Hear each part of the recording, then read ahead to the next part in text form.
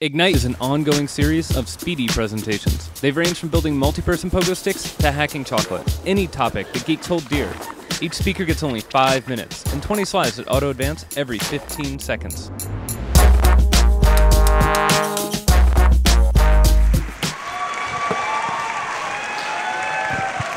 What would you do without your car? It's a simple question, but have you ever thought about it? If left to your own devices without a vehicle, how many days could you survive? I don't cook, so I know that I wouldn't survive very long. I would die. But I just had to answer this question recently because my car blew up. Yes, I was driving down 71 South on Thanksgiving Day on my way to bake my first ever pie with Katie Crossan, and my car exploded. And I was left without a vehicle for 3 whole days. As a person who doesn't cook, that's bad. Not only was I stranded, I could die. But I didn't die because I moved to Over the Rhine. Yes, I just moved to the Duveneck Flats 2 months ago. And I decided on the day after Thanksgiving, I had no ingredients in my house, so I was going to venture out.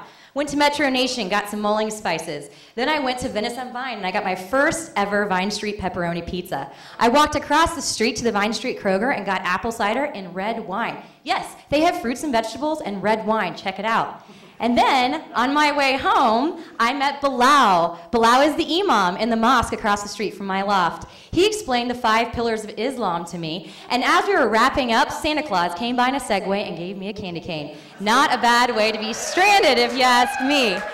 But this is important because I just moved from a very big house, 3,500 square feet to be exact, with a 2-car garage, a backyard, and a huge, huge space. I moved to a 900 square foot apartment with no yard, no garage, no space of my own. But that's okay because I have the street. Yes, I have an outdoor living room, okay? I have hundreds and hundreds of neighbors within a very small distance from my house. I can go shopping, I can go eating, I can have religious conversation all in my outdoor living room. This is important because it was very available in the 1800s and 1900s until the 50s when we started having cars. And where the American dream was to have a cul-de-sac and to drive into your snout garage. We got rid of our sidewalks and we got rid of our neighbors. And we started doing everything in our cars. We became addicted to our cars. We had our food in our cars. We had our entertainment in our cars. And yes, we had our sex in our cars. And you have to admit it, we've all been there, okay? We became addicted to our vehicle. Every transaction was tied to it, and with it came unintended consequences.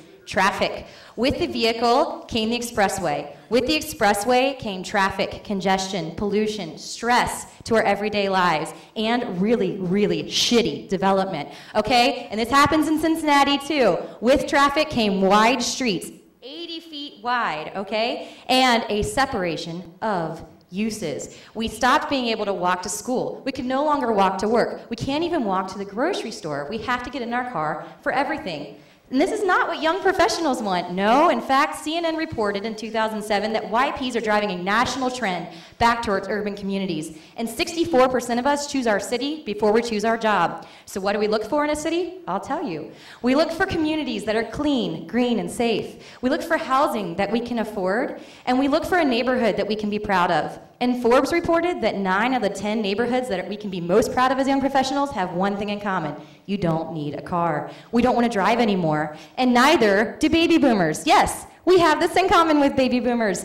The AARP just reported that they're also looking for convenience, independence. They want to walk to the grocery store. They want to walk to a movie, and yes, they want to hang out with young professionals. So these communities that are so attractive to us, Hyde Parks, Mount Adams, how do we create more of them? How do we get more people here? We can't. It's illegal. Since the 1950s in Cincinnati, the zoning code has prohibited the same types of development that we hold so dear. So let's scratch this and let's do it all over again. How? The recipe is form-based codes. The ingredients: work, transit, retail, parks, 8 units to the acre, and walkability, all within 1,500 feet from your house, because in stilettos, I'm not walking any further than that. I'll just tell you that much.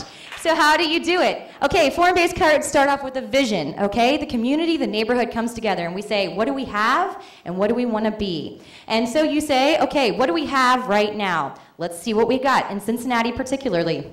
We've got cul-de-sacs. Yuck. We have to get in our car to drive to work. Yuck. We have wide streets and snout garages. No fun at all. So, do we want to enhance it? Do we want to protect it? Or do we want to trash it and throw it away and start new?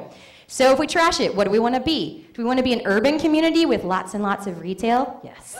Or do we want to be a suburban community where our kids can safely walk to school? Both are okay under a form-based code, and both have mass transit, including streetcars, which I firmly support. So how do you do this? Luckily for you, we have a comprehensive plan that's happening in Cincinnati right now. Roxanne Qualls is leading it. Call her, tell her you want to get involved. Help me arm Cincinnati with the tools we need to create tomorrow's great neighborhoods. Thank you very much.